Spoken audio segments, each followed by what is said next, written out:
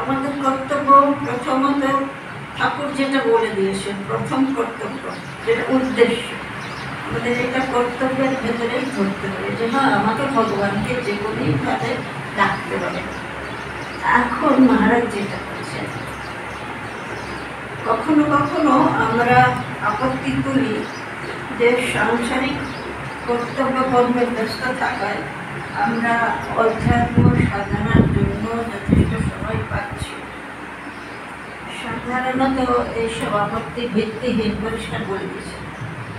যদি উচ্চতর জীবনের প্রতি সত্যই আন্তরিক দৃঢ়মূল আকাঙ্ক্ষা জাগে, তবে অধ্যাত্ম সাধন ও অনুশীলনের জন্য প্রয়োজনীয় পবিত্রতা, মন যখন পবিত্র না হলে সূচি যেটা বলছেন পাতঞ্জলি যোগের সূচি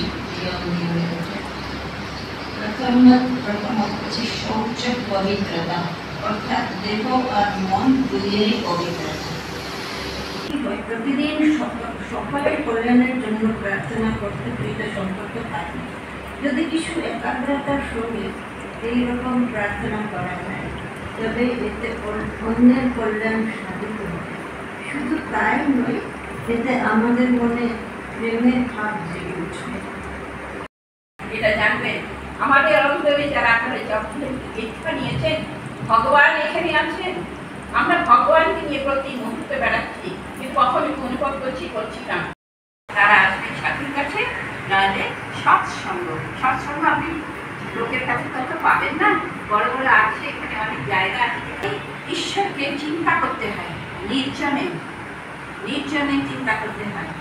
সংসারের মধ্যে নিজেই বলছেন ঈশ্বরের মন রাখা খুব কঠিন, ঠাকুর বলবেন। তাই মনে আর মনে এই তিনটি জায়গায় করতে হয়। মনে মানে আপন মনে নির্জন স্থানে জায়গায় যেখানে আপনাকে বিশ্বাস করবেন না,